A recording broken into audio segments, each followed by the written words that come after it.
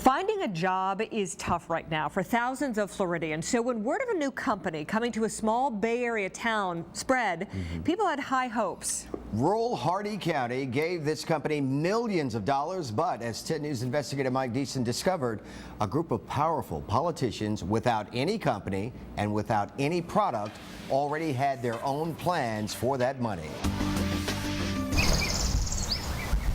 Welcome to Hardee County. It's about an hour east of Sarasota, and this rural county is worlds away from the life most of us know. Not only is Hardee one of the smallest counties in the state, it's also one of the poorest, with nearly 29% of the people living below the poverty level.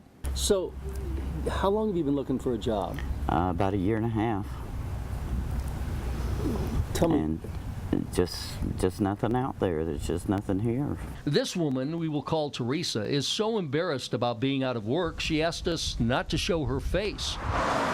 In the time she's been out of work, she's gone to the Hardee County Workforce Office twice a week, hoping to find anyone who will hire a 55-year-old woman. I don't know what the future holds for me, but, you know, I just keep plugging along one day at a time. Does it scare you? Yeah, sure it does. You know, a lot of days I feel like I'm one step away from being under the bridge. Teresa might have been able to cash in on a $2.6 million economic development grant that the county was handing out, but it wasn't in the cards for her because some powerful people already had their own plan for the money. I'm not interested in giving an interview. Meet Tampa State Representative Jamie Grant. His company, LifeSync Technologies, pitched a bold plan to county officials. Give the company $2.6 million, and LifeSync would create a cloud-based medical records firm and bring jobs to Hardee County. Public records indicate Grant had powerful allies and partners, including State Representative Jason Broder from Orlando, State Representative Ben Albritton of Hardee County, and his brother, Hardee County Insurance Agency owner Joe Albritton. Your facts are off there, Mike. You need to check your facts.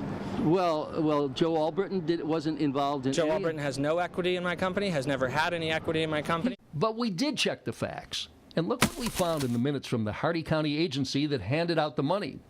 Joe Albritton, who was on the board that gave Grant the money, abstains from voting on an issue involving Grant's company because he's a part owner.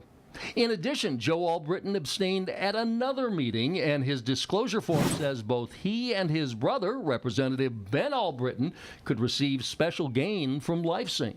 The allegation that anybody that was involved in the grant process received equity that was related to a legislator or that a legislator gave equity to is just completely offensive. But critics of the LifeSync deal suggest what is offensive is that it appears the deck was stacked because the head of the county agency that issued the grant is this man, Jim C. C just happens to be the uncle of the Albritton brothers and shares office space with Joe Albritton. Their company received millions of dollars. No. They didn't receive $2.6 million? They did. The company. The company. Not them personally. No, but they were part of the company. Not them personally. But you don't see Not them personally. But they were part of that entity. Not them personally. But it doesn't stop there. Meet Sue Burge, the chair on the board.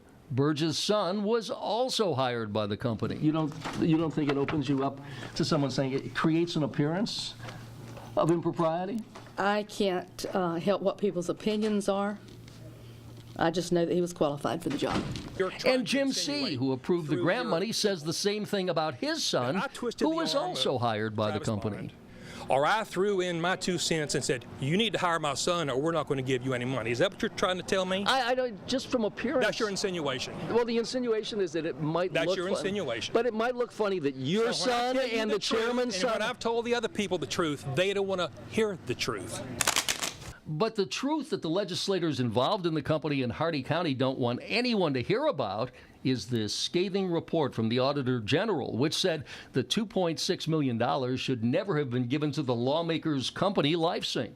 It cites several reasons. 1, the company wasn't legally qualified to get the money. 2, the company didn't offer proof it was capable of making it all happen. 3, there wasn't a plan in place to see how LifeSync was using the money. And finally, the Auditor General contends the $2.6 million didn't bring any economic benefit to Hardee County. What about the Auditor General? Was the Auditor General totally off base? Absolutely. Absolutely. And while the Auditor General's office here in Tallahassee is charged with looking into improprieties like it found in Hardee County, Grant contends that the Auditor General and this audit are completely wrong. And everything he and Hardee County did was completely right. It's discouraging, it's disheartening, you know, and it's despicable. And what muddies the picture even more is that the politicians who got the $2.6 million violated their agreement with Hardee County and sold their interest in the grant money and the product they never developed. In return, they got more than 1 million shares of stock from the new company. Meantime, since the Auditor General visited Hardee County, the $2.6 million has created a total of 10 jobs. And 3 have gone to relatives of those involved in handing out the money. Stay tuned. More to come. Much more to come. Thank you, Mike.